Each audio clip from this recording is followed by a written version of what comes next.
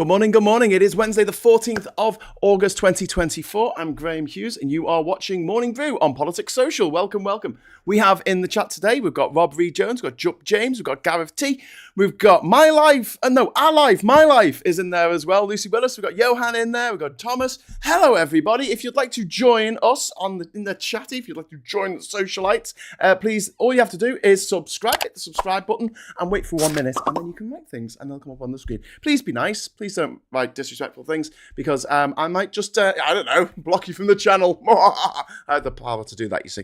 Damn, I missed her throwing her toys out the pram. I was watching Graham put the verbal booze into 30p Leanderthal. I don't know who you're talking about there, Captain Bart Roberts, but we are going over to live scenes courtesy of Led by Donkeys. If you haven't seen this yet this morning, you're in for a treat. Here we go. We're going to go and see what Lettuce Liz is up to. I support Trump, and I want him to win. She's giving a talk.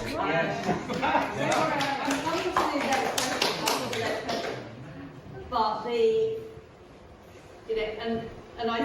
it's what I was saying a bit about incumbents.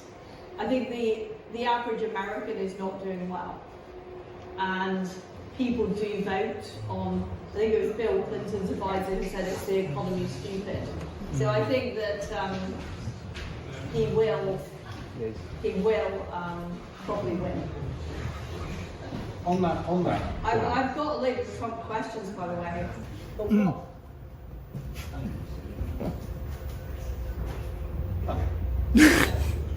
I've no idea where that's come from.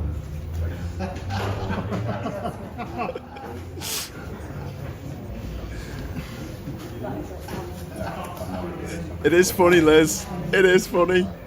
And she gets up and she walks away.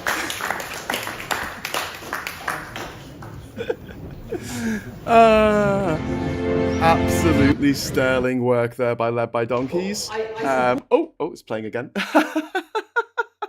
Absolutely brilliant. The timing is sublime. And she just gets up and walks away. Anyway, so this was sort of like an intro to what I wanted to talk to you about today, is that the right wing is really not having a good time of it right now. It's really, really falling apart like wet cardboard on both sides of the Atlantic, all over the world. You've seen the far right get their asses handed to them in the UK by which I mean in the last election, last month, all those many weeks ago, over 500 of the MPs who were elected to progressive parties. I mean, that is phenomenal. I know that we've got a bit of a skewed election system because of first past the post, but still, that is remarkable that so many people voted for progressive voices in Parliament rather than the horrible right-wing rhetoric that we have been seeing over the last few years. And then the right wing were like, oh shit, no one likes us. What should we do about it? What do we do about it? And what they decided to do about it was criminally, in my opinion, was to, go and incite some riots out there. And I hope that you've seen, I hope you haven't seen it actually, but I know that some of you will have seen Farage's disgusting message that he put out during the riots just before the riots started, actually, last week, in which he blamed the police, he blamed the new Labour government, he blamed Black Lives Matter for the racists protesting. He said that there was two-tier policing because during the Black Lives Matter protesting, the police took a knee. Yeah. Do you know what they didn't take during the Black Lives Matter protests? A brick to the face. A brick to the... That's what happened in the UK riots that we saw 2 weeks ago. That was what what happened there. That's why, yes, there is in a way two-tier policing. I will agree with that because at the end of the day, the people who aren't white and obnoxious are given a whole different system of policing. It's not the white obnoxious ones who normally come into the crosshairs unless they actually commit a crime. Whereas if you are part of an ethnic minority or a social minority in any way, shape or form, you're more likely to be attacked by the police for not committing a crime. I mean, even if you don't commit a crime, you're more likely to be singled out and treated like someone who is a very a criminal when you've done absolutely nothing wrong. Gary Arnold saying 2-tier Kia. No, top tier Kia. I think we changed that too. I said this yesterday or Monday. Keir Starmer's response to this has been absolutely sterling. He managed to quell the riots and do so without putting anyone in harm's way, especially when it comes to the police or anything like that. He managed to end it all pretty succinctly without, I don't know, having to call in the National Guard. Not that we have a National Guard, but you know what I mean. Gary was just joking. I know it's the 2-tier Kia thing was the thing that that maniac Elon Musk decided to tweet along with we're heading for civil war, or the UK is heading for civil war. How would you know? I don't know if you've ever been in this country. You know, you're some immigrant who lives in America. You know, an African immigrant living in America. I don't know what you know about the UK, but okay, fair enough. It's interesting, isn't it, that when the people in the US or wherever want to opine on British politics, that's okay. But if we opine on the politics of America, we're told, hey, no, it's nothing to do with you. Why are you even commenting on this? When what's going on in the UK doesn't really affect Elon Musk that much, whereas what's going on in the US does affect us, every single one of us living in the UK and in Europe and anywhere that's not the US and the US. So yeah, especially if Trump gets back in.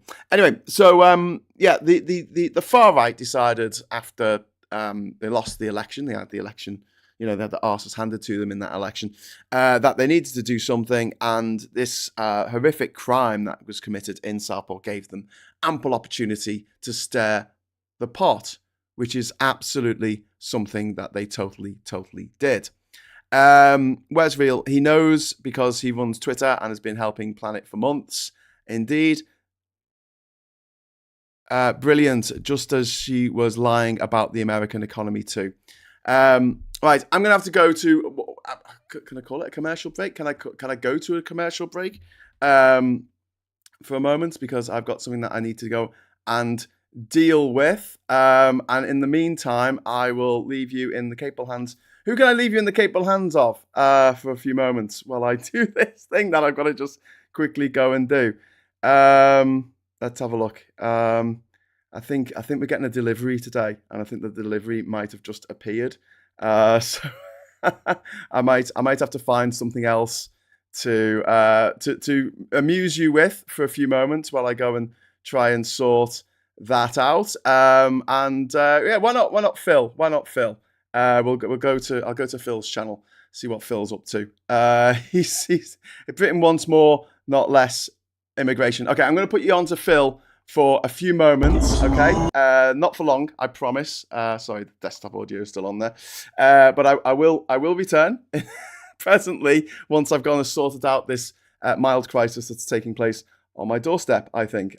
Just wait 1 second while I cue this all up and get that full screen, please. Full screen. Thank you. Right. I'm going to hand you over to Phil just for a moment. I will be back and I'll do a little extra at the end to make up for this, but I will be back in a moment. Okay. Here's Phil. If you haven't seen this already from yesterday. He's Phil. In this video, he likes to talk I'd like to about discuss politics. some more polling on I'll be back attitudes soon. towards immigration in the Okay. UK, which point to what politicians have known for years.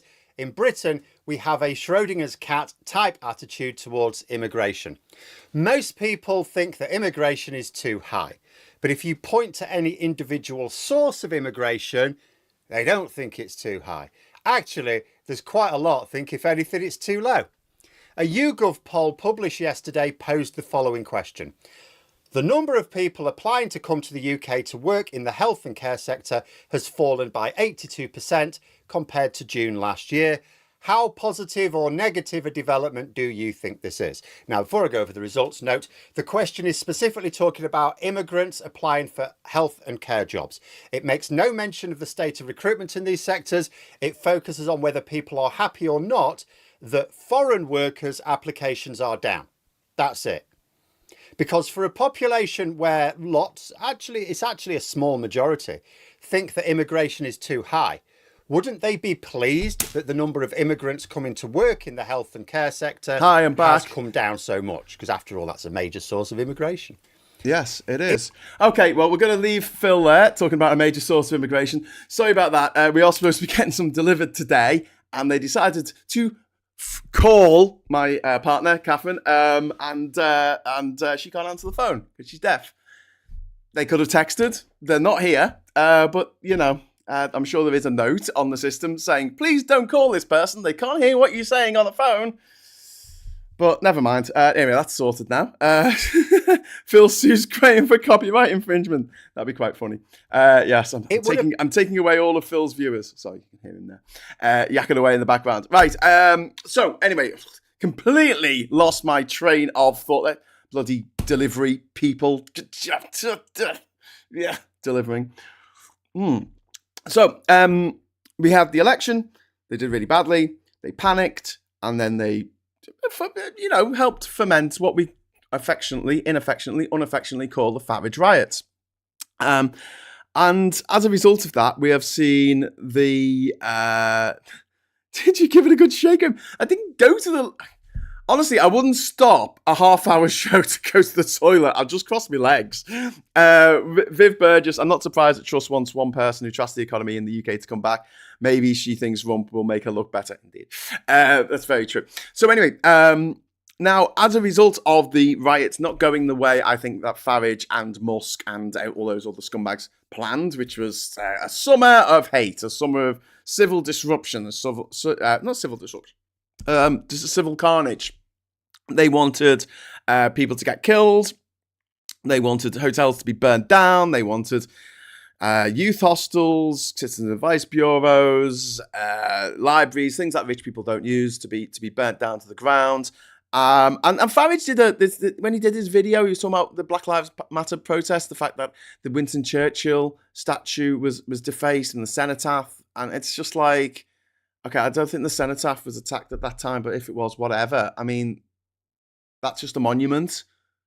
In these riots, people were being attacked. Police officers were being attacked.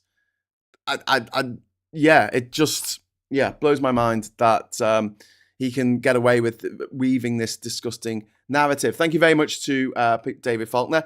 Farage's son, Sam, works here in Hong Kong. If I should happen to see him walking about the island, I make certain I have a milkshake handy. Oh, that's a bit unfair. You know, it's not his fault that his dad's a gobshite. But maybe he's a gobshite as well. If he is, fair enough.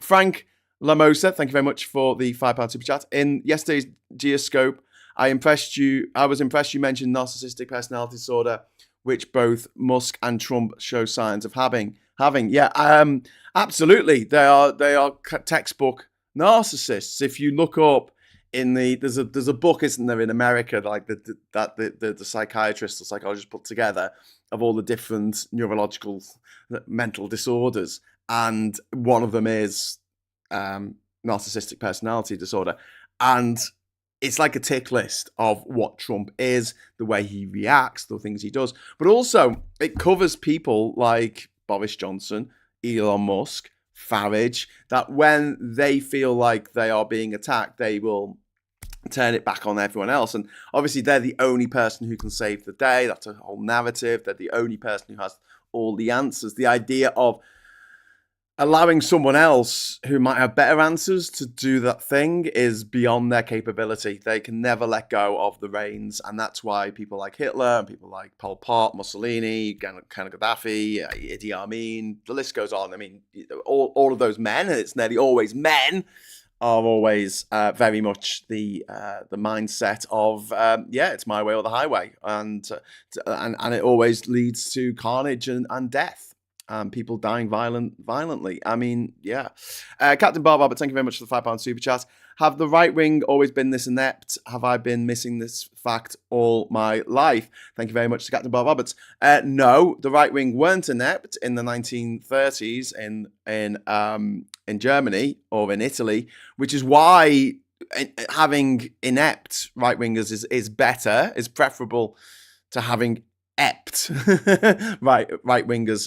However, I'd rather have no right-wingers at all, to be honest with you. Frank, another super chat. Thank you. Everyone's been very kind with the super chats this morning.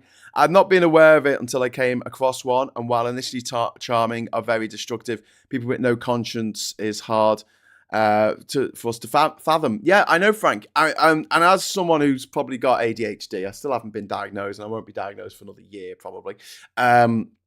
But there's a thing with people who are on the autistic spectrum and also who have ADHD. They are strongly motivated by justice. So if they see something wrong, they feel the need, the urgency to point it out. Whereas if you're dealing with a narcissist, they don't believe that anything they do is wrong. They believe that everything they do is right and justified, and anything that goes wrong is, say it with me, someone else's fault, which is what I put on the thumbnail today for today's show, because this is the excuse that Farage and Tice and everyone else always go for. Whose fault is the problems of the world? Well, it's single mums, it's immigrants, it's people of a different religion. It's the same old story for hundreds of years now. I mean, thousands of years probably. Who can we scapegoat? Well, it's someone who doesn't look quite like us, doesn't worship quite like us, doesn't have sex like we do. Oh, those people, yeah. Let's put all the world's problems on their shoulders and cast them out into the desert. That's the idea that the far right have clung on to for a very, very long time. And, you know, far right sentiment is nothing new. It's just that these days we are more informed than ever and should have more tools in our armory to fight back against it. Paul Ewan, thank you very much for the £5 super chat. That was the subscribe thing. And also subscribe. Thank you very much for the super chat. Farage's son is an economic migrant taking Chinese jobs. Sweet. One rule for the rich kids, eh? Well, yeah, indeed. Not that I have a problem with immigration. I think immigration is a great thing and should be encouraged at every opportunity. For Farage, it's all about the grift, like two names and Trump. Indeed, it is. But the main point that I was trying to get to today is that the far right is really maybe failing is a bit strong. Maybe flailing, as in my arms are flailing wildly. Bobby the robot. Is more what's happening at the moment, because they all seem to be in panic mode. Whether you talk about Farage, you talk about Elon Musk, you talk about Trump, they all seem to be in panic mode at the moment, coming down off a high of doing. Farage did better than expected in the election. Even though the far right, I mean, they got their asses handed to them. Most people in Parliament are not far right, but there are a few that are. And of course, he'll be given loads and loads of publicity by the BBC, despite only having one MP more than the Greens do. But, you know, they won't actually look at what the Greens are doing because they're not as interesting and they're not as clickbaity as Farage is. Alf Smith says they've peaked. I really hope so, Alf. That's my hope. That is my dream. Not sending innocent women and children to Rwanda on a plane. That's not my dream in any way, shape, or form. That's my nightmare, actually. Maggie Pie, thank you very much for the 20 Swedish krona there. That is very kind of you. Brexit was always far right's effing endeavour. Yes, indeed, it was. And this is another thing. The far right have got what they wanted. They wanted Brexit. They wanted us to sever our ties with the European Union, making it easier for the likes of Russia to invade its neighbours. Also, making it so that Britain's economy is put into a permanent tailspin, because we can't pick up our economy to the levels that it was before that referendum for another couple of decades now, thanks to the damage that has been done. If we rejoin the single market and the customs union, if we rejoined the EU tomorrow, it would take a couple of decades to get back to where we should have been by now, all things being equal, in terms of our economy. But it doesn't affect the rich. The rich make money out of companies failing. They make money out of countries failing. The harder they fail, the more money these people make, the more these vulture capitalists make. Any idea when the press reform is coming? I don't think that Adam, thank you very much for the question there. I don't think that it's a priority for Labour, unfortunately. And a lot of us were hoping that it would be, considering that Keir Starmer was the Director of Public Prosecutions when prosecutions were brought against News International, Murdoch's group, Rebecca Brooks, and leading to the shuttering of News of the World as a newspaper. The The damage that Brexit has done has been insurmountable. And yet, the far right still aren't happy. They were given the gift, the thing that they went on about, like, if we vote for Brexit, you've seen that video, haven't you? Where it was made by Leave.eu, and it was, if we vote for Brexit, this will happen, and this will happen, and this will happen, and none of it happened. None of it, nada, zip, did not happen. And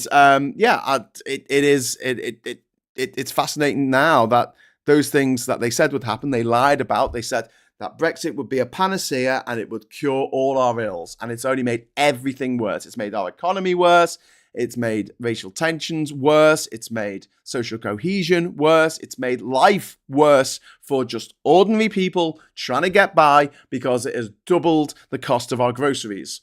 It has doubled the cost of our energy bills. It has doubled the cost of our fuel bills. I mean, everything, absolutely everything has gone up in price as a result, as a direct result of Brexit. Again, it doesn't affect the rich. But now, instead of being caught out in a lie, the people who follow the likes of Farage, the people who like Farage, they can't ever imagine their messiah making a mistake. And I could talk about other people in the political world who have followings, who no matter how many times they fuck up, they're never told that they've made a mistake. No, sorry, the people around them are just still fangirling them and saying, "Oh my God," fanboying them, saying, "Oh, you're the greatest, you're the most wonderful person who ever lived."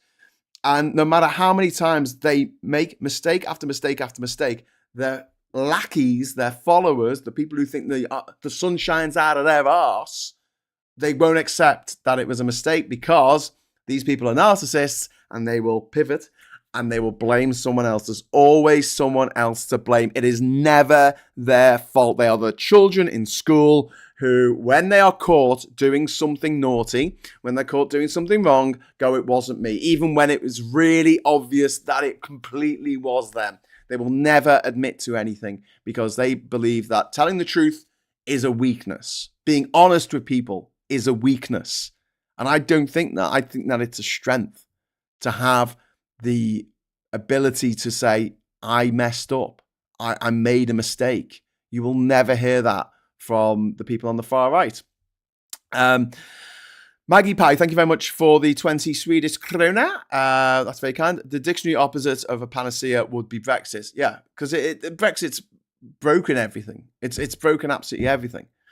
But yeah, the far right seem to have peaked early this summer. At the Republican National Congress conference, conflab, when Trump thought that he was on his way to cruising to an election victory in November, that has been upended by Kamala Harris and Tim Walz, who look like they are going to, very likely, touching wood, don't want to jinx it, rain on Trump's parade. I'm not saying that she's going to win by a landslide. I don't think she will. I think it's going to be squeaky bum time. I think there might be some states coming in very, very close. I don't know if we'll get a result on the night. I think it might be like the 2020 election, where it takes a week or so to get all the results in, because they have to count all the postal votes, etc., and double check and count the votes again because they come in so close.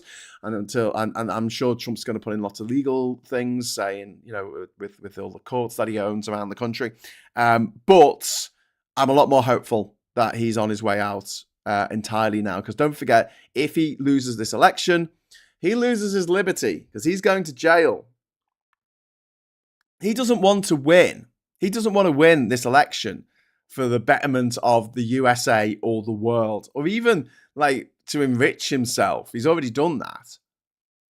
He wants to win this election to keep himself out of jail, which is where he deserves to be. It's just where he deserves to go. 5 people died as a result of the riot that he instigated against the Capitol building in America. Their Parliament building was stormed by violent rioters who wanted to go in and kill the elected representatives of the American people, including Donald Trump's own vice president. Let's not forget that. Frank Lamosa says, for narcissists, showing compassion and empathy is weakness. Absolutely. True, Graham, they are cowards. Absolutely, I agree with that. But people find them charismatic. I remember having a conversation with a friend of mine a long time ago, and they were telling me how they really respected these gangsters because they liked watching their gangster films, you know, and they said, "Oh, this is what we need. We need gangsters running the place because they run things very well and they don't take any shit off anyone." And I'm like, how can you have respect for these people? Oh, well, I know what they do is wrong, but I've got respect for them. And I'm like, I've got no respect for them whatsoever. You know, why should we all conform to the norms of society and let these criminals, these idiots, these morons, these scumbags get away with absolute murder? Now, I did say that we were getting the delivery. The delivery has now just arrived. So I'm going to have to leave it there a little bit early than normal. But before I go, I will say thank you very much for watching. Thanks very much for the super chats and everything else. I will be back at 6 o'clock today for a special edition of The Intersection with Rachel Harris. We're going to be talking about everything that happened at the Olympics. We're going to be talking about a lot of the situation with transgender people around the world, but also with the misgendering of 2 of the Olympic athletes, disgracefully by the usual suspects, and the fact that it looks like they're getting sued now. So that's all good. So until next time, thank you very much for watching, and I'll say hello, good evening, welcome, and goodbye.